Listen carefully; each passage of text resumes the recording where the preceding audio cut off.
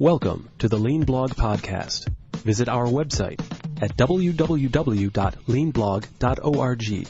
Now, here's your host, Mark Graban. Hi, this is Mark Graban. Welcome to episode 306 of the podcast. It's April 18th, 2018. My guest today is Mark D. Valenti, the Manager of Training, Education, and Workflow Integration for a program called ECCM, Enhanced Community Care Management at Highmark Health. So in this episode, we will talk about the use of motivational interviewing methods and mindsets in the ECCM program and how, quote, every day closer to better, unquote, is part of their mantra. So we'll discuss the motivational interviewing approach and how MI is different than traditional healthcare models or change management models that often focus on telling people to change or telling them why they should change. There are many lessons from this approach and this case example here that I think would be helpful for people in any workplace or personal change context. So if you would like to learn more about ECCM, you can contact the program via email, eccm@highmarkhealth.org. And if you'd like links to more information about motivational interviewing, a link to Mark Valenti's LinkedIn page, you can find all of that by going to leanblog.org/306. Mark, hi. Welcome to the podcast. Thanks for joining us today. Thank you, Mark. Good morning to you, and thanks for having me on the discussion. Sure. So if you can start off, maybe just introduce yourself and, tell the audience about the types of work that you do in healthcare improvement. Yes, my name is Mark Valenti. I'm the Manager of Education, Training, and Workflow Integration at Highmark Health, which is an integrated delivery and finance system. And it is basically a system that incorporates both the operational side of healthcare in the outpatient, inpatient world with the insurance side, which is a very unique perspective, and it's not really something that happens a lot in this country where we try to align the insurance and the operations. My background's in behavioral health. I got my start at Western Psychiatric Institute and Clinic here in Pittsburgh and working on a program called the Alcoholism and Family Interaction Initiative. And over the time, I've spent a lot of years in education and training in primary care and also in behavioral health. And I first got turned on to the idea about continuous quality improvement and lean about 10 years ago, I would say, when we were working with one of our partners in the area who first introduced us to this concept. What resonated with you? I mean, was lean something different than CQI? Did you see it as sort of an evolution of continuous quality improvement? Yeah, I think, at the time I was actually the director of a family medicine residency program. And, as maybe some of the listeners know, it was really a lot of chaos there in that environment. We had 27 residents, 12 attending faculty, a lot of patients and people moving through our office, and a huge wait time in the patients, but also just in getting things done with care coordination and just communication. And the idea about lean, obviously, I probably suffered from the same sort of ideas about what it meant when I first heard it. Did it mean we were sort of cutting down the workforce? Did it mean we were kind of removing some of the things we needed and trying to save costs? I think, that idea kind of stuck with me a little bit at first. But when I sort of got turned on to the idea about continuous quality improvement, it really stuck, and it's something I kind of carried forward each day. A friend of mine a few years ago used the term every day closer to better, meaning that we're, even if we make one improvement today, we're still continuously moving down that path. And it's become a mantra of the initiative that I work on currently at Highmark Health. Great. And we'll be able to dig into that and talk about how you're approaching that and trying to help guide behavioral change in the context of that. But what you say there I've heard different flavors of that expression, every day a little better. I mean, to me, that's the notion of Kaizen and continuous improvement as an ideal of something that everybody can participate in. But part of what I hear you saying is that in a way, continuous quality improvement is a more welcoming label for some of these concepts, more so than the word lean might be. That's absolutely right. So not only as a healthcare employee back then was it more palatable to me. On my current initiative, when there's about 25 frontline nurses who are working with the top 5% of the most complex patients, the idea about continuous quality improvement and that every day closer to better fits a lot more appropriately into their work as opposed to lean and sort of some of those traditional terms. So you're absolutely right. It's much more relevant to the frontline staff. Yeah. And, when we're trying to introduce people to lean or CQI concepts, or, in a way, maybe, invite them to learn or invite them to participate. In my experience, it's not just about teaching technical methods, but it's about engaging people. And maybe that's where we come to the topic of motivational interviewing as a way of, engaging people in a conversation about change. Could you have a lot of experience here. How would you define and introduce the idea of motivational interviewing in general before we talk maybe about applications and connections to lean and the workplace? Sure. Motivational interviewing is quite simply helping people change. So whether it's the frontline nurse who has a traditional model that she's sort of incorporated her entire life, it's helping her change her behavior and sort of a value-based care approach to healthcare.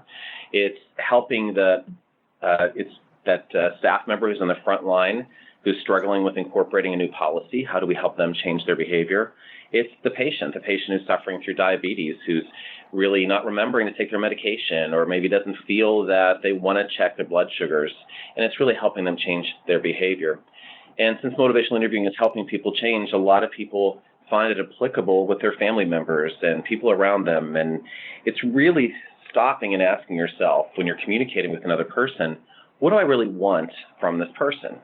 What do I want them to do? Is there some element of behavior change that I'm looking for? And if there is, then motivational interviewing is definitely something that seems to work and has been proven to work.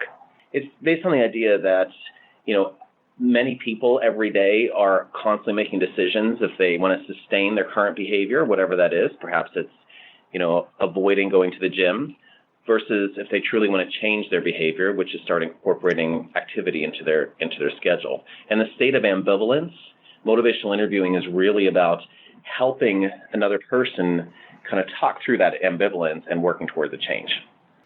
Yeah, and in my kind of early introductory study to motivational interviewing, this idea of ambivalence I think is really interesting. That being stuck between change talk and sustain talk, and I think we can all maybe relate to this in a personal life.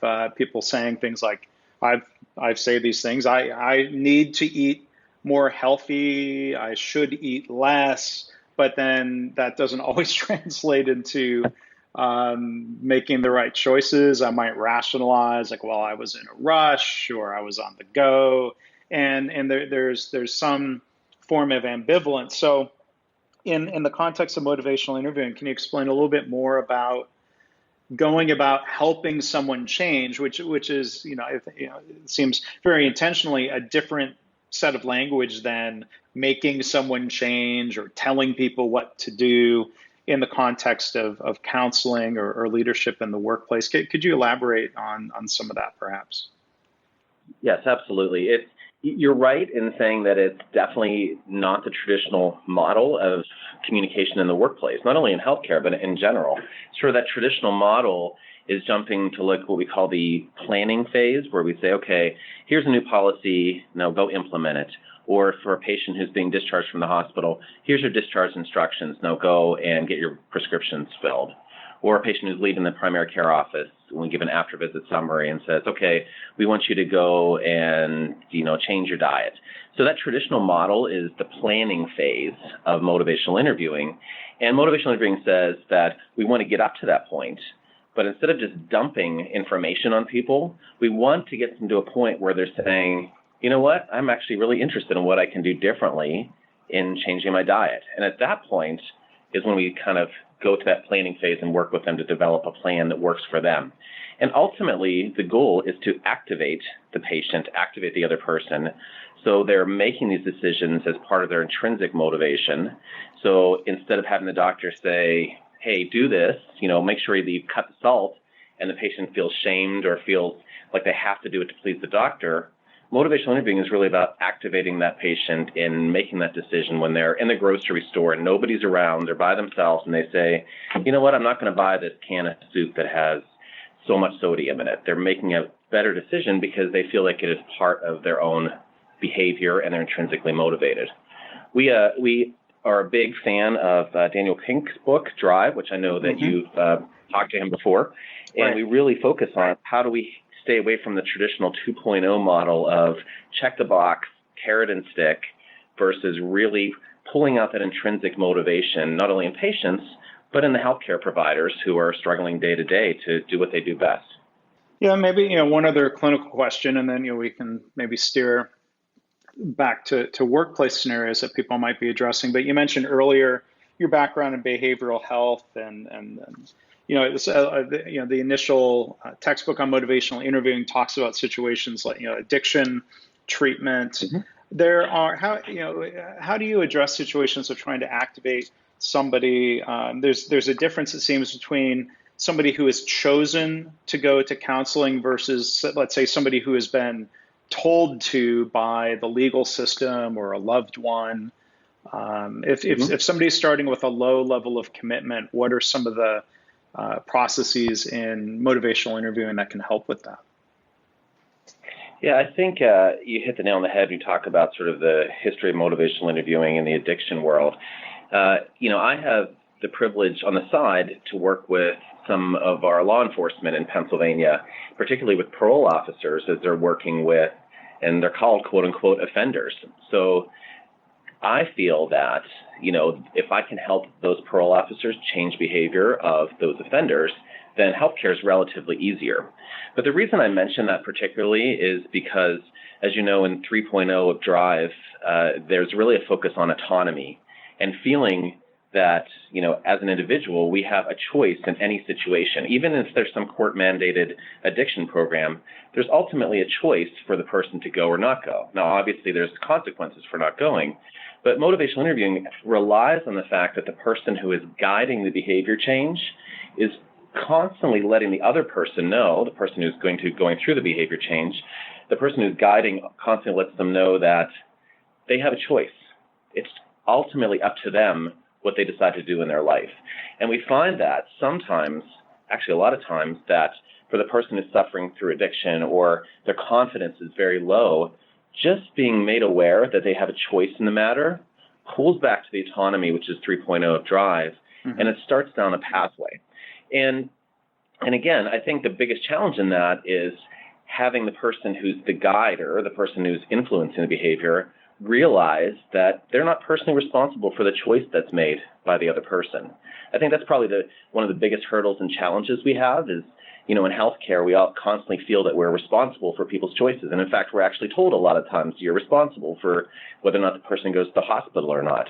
So I think one of the biggest learnings and aha moments is whenever these folks who are working on guiding behavior change realize, you know what, I'm not personally responsible, and the best I can do is help give them the tools and guide them, but ultimately it's respecting the other person's autonomy.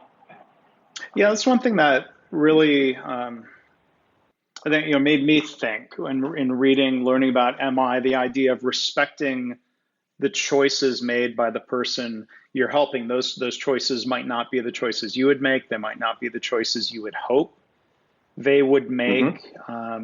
So I try to think in terms of workplace scenarios where people might be stuck. A manager is trying to embrace some lean management principles. We might have a situation where they were told to go to lean training. They were told you need to follow some of these practices. And I see situations where there's change talk and sustain talk. A manager, let's say, who's being encouraged to go out into the workplace, to the Gemba, if you will, to participate in team huddles.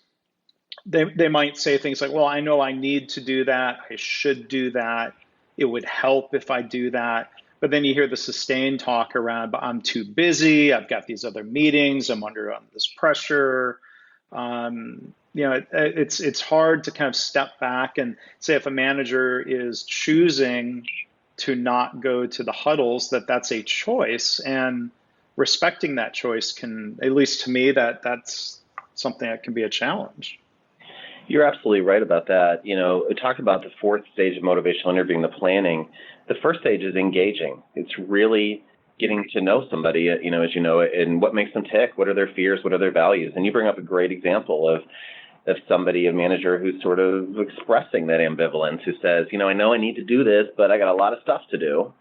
And it really takes a lot of practice to kind of step back and not jump in there with that righting reflex, which is really that reflex to say, you know what, manager, you're wrong, because this will actually help you in the long run, or, and it's that righting reflex that turns people off. So a lot of the practice is around changing your sort of own pathways in your brain. So you're trying to not just jump in there with a righting reflex and really expressing empathy toward the other person. So, a traditional response would be, okay, the huddles will save you time, but a more MI related response could be, you've been thinking about this, for instance, and really kind of having the person realize they're ambivalent, or doing that sort of double-sided reflection, which is, it seems like you have a lot that's going on, but you still see a value in the huddles, and making a statement so the other person kind of has it out there on the table and explores that for themselves. But resisting that righting reflex, the RIGHTING reflex, is definitely a challenge for a lot of people, because we all have triggers and we all got work to do.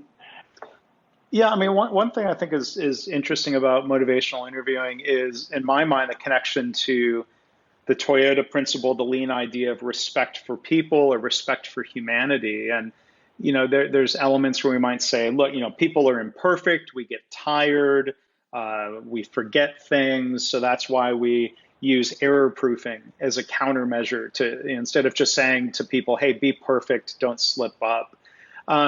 There's that, you talk about the righting reflex, from what I've read, there's some human nature there. There's human nature to, that it's very natural to be in a state of ambivalence, or to be described as resisting change as a natural part of the change process, instead of being something that's wrong with the person. And those, to me, I think those are very, I think there's a high degree of overlap between what people would call the spirit of MI and a spirit of lean. What are your thoughts?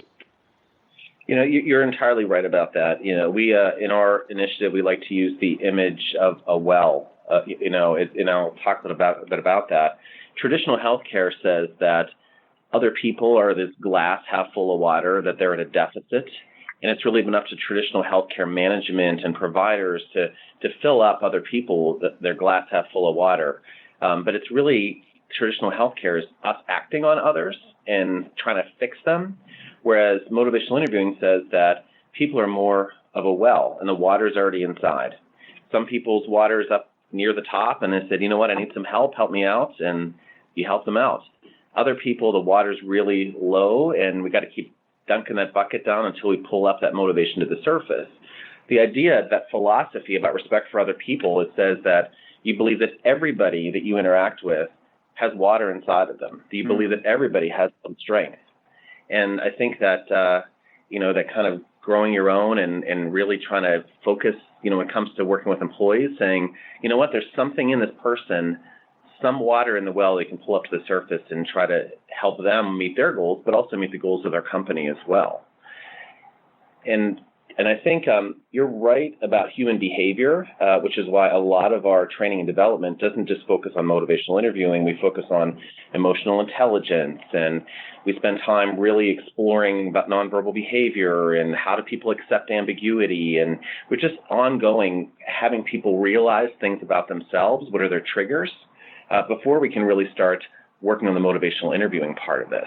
So we spend a lot of time trying to help people tie into who they are as a person and help them feel more confident as they're working on motivational interviewing with others. Can you maybe elaborate a little bit on, kind of, and maybe use an example from your work with the ECCM initiative or other work you've been involved in. I find really interesting this idea of drawing out, evoking people's motivation. I think there's a lot of situations where people are well-intended. Maybe it's a form of the writing reflex of telling people why they should change. Well, your motivation as a manager, this will save you time, and that might not be in alignment with that individual's motivation. Can you sort of can you talk through that process of trying to discover that motivation? Are you looking to discover alignment? Do you sometimes have to try to steer people? Where do you find that balance? Yeah, I think I can give a specific example and maybe kind of talk through this a little bit. And just briefly, I want to mention about our ECCM initiative, which is our Enhanced Community Care Management initiative here at Highmark Health, which is really focused on the top 5% of our total population. When I say top 5%, I'm sure many people are aware, folks that are constantly struggling with managing their condition. They are constantly in the hospital. They are really, really struggling with some of the basic day-to-day efforts of managing their condition. And, we started our initiative back in September of 2016, and we incorporate, as I said, motivational interviewing, health literacy. We're also unique because we also use, it's called the Flinders model of chronic condition self-management, which comes from Australia. We actually have a great partnership with them, but that focuses on motivational interviewing as being sort of the core. So I'm mentioning all this because our ECCM nurses are embedded in the primary care offices. And these primary care offices are extremely busy, as I don't have to tell the listeners. They're very busy. People are struggling with, multiple initiatives, multiple deadlines, multiple patients coming through. I don't miss that world at all, so it's kind of nice to see it from the outside. It's, the day-to-day chaos, if you will. But as an example, one of our nurses, and I tell the story a lot because I think it's very telling. She was working in one of the primary care offices, and a physician said, this patient, Jane, doesn't really care about her health. She doesn't want to manage her diabetes. So our nurse ended up talking to the patient, Jane, and it turns out that the patient wasn't checking her blood sugars because she said she couldn't afford $100 a month for test strips. So, and I'm sure it's a common problem. So basically, our nurse walked through it, and she found out that she could connect Jane to 3-month supply for $40. And the patient, Jane, started checking her blood sugar. She kept going through and doing it twice a day and letting our nurse know. At a point in the conversation, our nurse said to the patient, "Are you going to tell your doctor about this?" And the patient said, "I'm not going to tell my doctor about it because she doesn't seem to care anyway." So it was really, and again, it doesn't mean that the doctor didn't care. The doctor was probably frustrated with a lot of different things. And the idea behind this is, one, we have a nurse who's guiding the behavior change, is now working with a patient who's managing their condition. But now the next step in the process is not for the nurse to go into the doctor and say, "Hey, did you know your patient is saying this about you?" But also have a guided conversation with the doctor and try to understand what got the doctor involved in healthcare in the first place. What is this doctor's motivation? What is their drive in doing day to day? And it turns out that in a lot of these conversations with physicians, they want to help these patients who have complex conditions. The importance for doing so is high, but they don't have the confidence or time to walk through it or even comfortable having the conversations.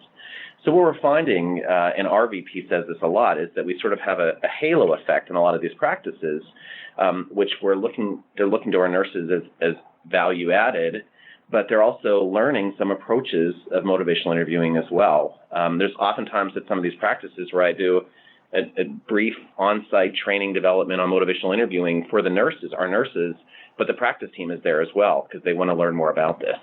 Yeah. And again, none of it's forced. There's a pull from them. It's not like I'm going in and saying, "Hey, you got to learn this." It's them saying, "You know what, we want to learn more about this." Yeah, and I mean, what you described there, one thing that stands out to me is what sounds like some assumptions being made on the provider's part, unfortunately assuming that the patient doesn't care about their health, the patient assuming the doctor seems not to care about them. And, I think sometimes, in workplace scenarios, I've seen somebody expresses some level of resistance, even as I think as benign as asking questions.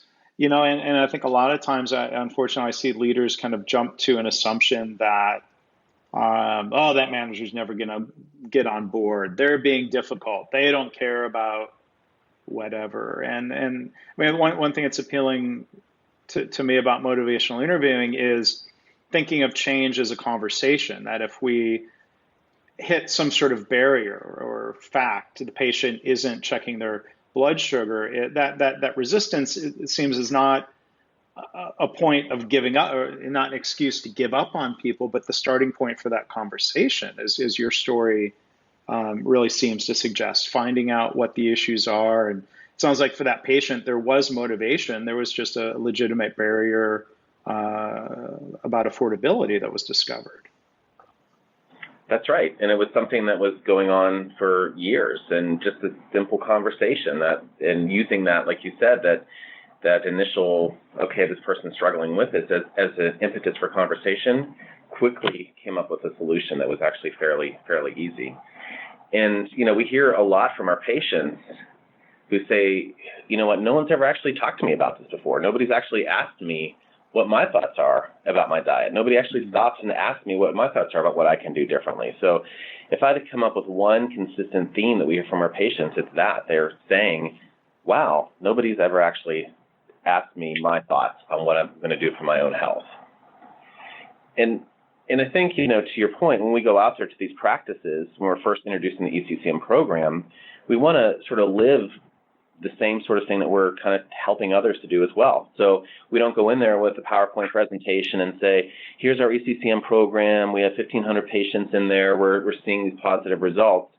We go in there and have a conversation with the care team and say, talk to me about your patients. Talk to me about your practice. Tell me what made you do this in the first place. And then we get into a conversation about, so how are things going with your most complex patients?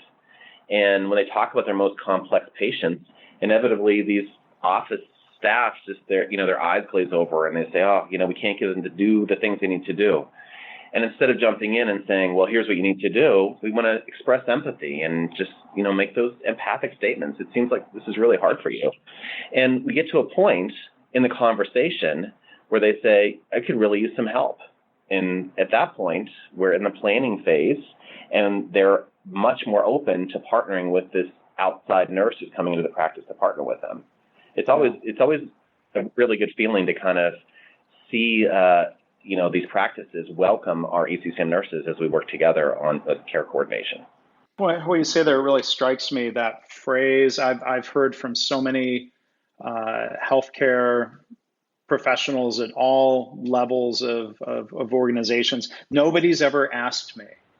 And it almost makes me sad when, it's a good thing that, if we're trying to start creating a process around continuous improvement, a culture of continuous improvement, a lot of times the frontline staff know what to do. They just haven't been asked, or, management, well-intended, maybe it's a form of the writing reflex, is throwing solutions at them. And I think one thing that's interesting about reading about MI, it seems like lack of change usually isn't born out of not knowing what to do. Like I heard you say, we know what we need to do, but it seems like it comes down to a lack of commitment, a lack of confidence. And it's interesting, reading about these clinical encounters of asking the patient that they can usually, when it's time, they can come up with a pretty good plan. But I think going through that conversation of helping strengthen commitment, strengthen confidence is something really, really helpful and noteworthy within MI. That's entirely right. I mean, it really comes down to, and this obviously is part of motivational interviewing, that there's two components that have to be there for behavior change: an importance that's put on it, but also a confidence.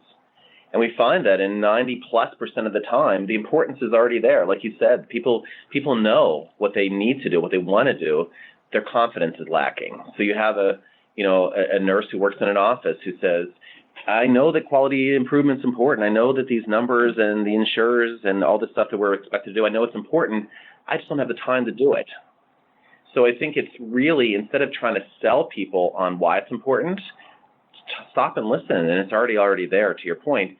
And we're inefficient if we're trying to spend time trying to bombard people with information or motivate them if they already know it. And not only that, we sort of break down that collaborative conversation. But if we can spend more time listening and then helping them increase their confidence, our conversations will be much more value added in general. Yeah, and I wonder how many of these, reasons, or how much of this sustained talk, if somebody says, I don't have time, I wonder how often that's a safer thing to say than something that expresses a lack of confidence. If somebody says, somebody might be unwilling to say, I don't know if I can do this, because that makes them vulnerable, and a lot of workplaces don't really appreciate that, right? That's right. You're entirely right, and that's why the engaging part of motivational interviewing is extremely important. It's really having people feel comfortable and okay with the relationship, that they are okay with sharing their vulnerabilities, and really exploring that and being in a safe space so they can explore that. A lot of our training with motivational interviewing is really giving the learners a chance to be vulnerable themselves and explore that and think about how they like to be guided toward behavior changed. And I think it's always been a big takeaway where people stop and think, you know what, I'm doing this thing to somebody else, the thing that I don't like when people do it to me. And, we're really promoting internal champions and culture change. We're really activating people, just like we try to activate the patients. We're activating these people in the practices in our healthcare system so they can make these changes and help others make those changes as well. But I know it seems it's really like a basic thing, but, it's really listening and paying attention to other people and what they may need at the moment and what would make them feel comfortable exploring their own ambivalence. Mm-hmm. I'm curious, can you talk a little bit more about the training process that you go through if you're trying to teach people about MI? How does that start? How long does that take? I mean, I'm just curious. Is it days of training? Is it a little bit of training with coaching over time? How do you approach that? Yeah, that's a great question. Whenever our nurses join our team, they actually have, over the span of months, about 121 hours of training. And that's the core training, which is a combination of the classroom setting, as I mentioned. It's also, and again, in addition to motivational interviewing, it's health literacy, it's emotional intelligence, in addition to best practices for the service lines like oncology and diabetes and those sort of things. But obviously not all learning happens in the classroom. So we actually have on-site coaching and feedback where I have a chance to actually observe the nurses as they're spending time with their colleagues, if they want to try to sort of share information to guide behavior change, or more importantly, with the patients as well. So I've been in rooms whenever they talk to patients and families or whenever they're on the phone with them. And we actually have a unique tool that is based on the Motivational Interviewing Treatment Integrity Scale, version 4. That scale itself is used for audio tapes. We've adapted it a bit to sort of use for real-time coaching. And I had talked to some of the folks who had created the Motivational Interviewing Treatment Integrity Scale, the original one, and sort of got their buy-in and being able to use our revised Mighty tool to provide real-time coaching and feedback. And it's really in 4 simple areas, which is how well does the provider express empathy toward the patient? How well do they sort of respect that partnership and promote that partnership? How well do they soften sustained talk? And how well do they cultivate change talk? And it really is, it's on a Likert scale, so it really is an opportunity to sort of give some feedback and real-time coaching. So, and our nurses feel that is actually something that helps them, obviously, real-time application more so than the classroom, as you might imagine. Well, it's great that you are. I think it's great that you're bringing that methodology to people as sort of broader part of a broader methodology that I hear you talking about sort of practicing what you preach of using these methods that you're hoping others will follow. It's really fascinating. As we wrap up here, Do you have any advice or thoughts? What do you recommend, if people are sort of intrigued, hearing what you're saying about motivational interviewing? What do you recommend as resources and ways to learn? Well, I think a couple things. I think one, remember a few years ago when I first saw you put an article out there about applying motivational interviewing to sort of that lean philosophy and continuous quality improvement. So I think you have done a great job of sort of breaking that down and applying it to the workplace. So I would encourage people, obviously, and believe it or not, whoever's listening, this isn't something he had told me to say. I think it's really a helpful tool because it really kind of breaks it down into bite-sized pieces and applicability to the work. Obviously, the motivational interviewing book, Helping People Change, is obviously these concepts are in there, and I obviously want to say make sure that you get the third edition because they really broke down the four levels: the engaging, focusing, evoking, planning, and splitting it up to how do you address discord in conversations. So, I mean, and there's a lot of information out there. There's a few groups on LinkedIn as well, which people can look for. But I think the one thing I'll say in an organization, this is the first time at Highmark Health that I've actually been part of an organization where the leadership puts a huge value in this approach. And, I give the credit to my VP, Jo Clark. She's been phenomenal in really supporting this. And instead of saying, why are the nurses spending so much time training, she says, make sure that they are trained and able to do their job. And I'm pleased to say, if you don't mind me saying so, that we have over 1,500 patients enrolled. We've actually seen a decrease in the costs, which I know is from the insurance side, which is, goes beyond the patient stories. We've actually seen a decrease in our costs, which is about 18% lower total medical costs per members per month with our members that are engaged in the program versus those that are not. And we've actually had inpatients admissions per 1,000 is more than 40% lower for the members that are part of this program versus those who are not. So we've seen a lot of positive results, and we're going to keep pushing forward. So just to clarify it and to wrap up, those are patients who participate in the Enhanced Community Care Program, or ECCM, correct? That's correct. So there's about 2,300 patients that are sort of in this category. So out of the 1,500 that are engaged, that are actually part of this initiative, they've seen the lower cost and the reduction in readmissions versus those who are not. Correct.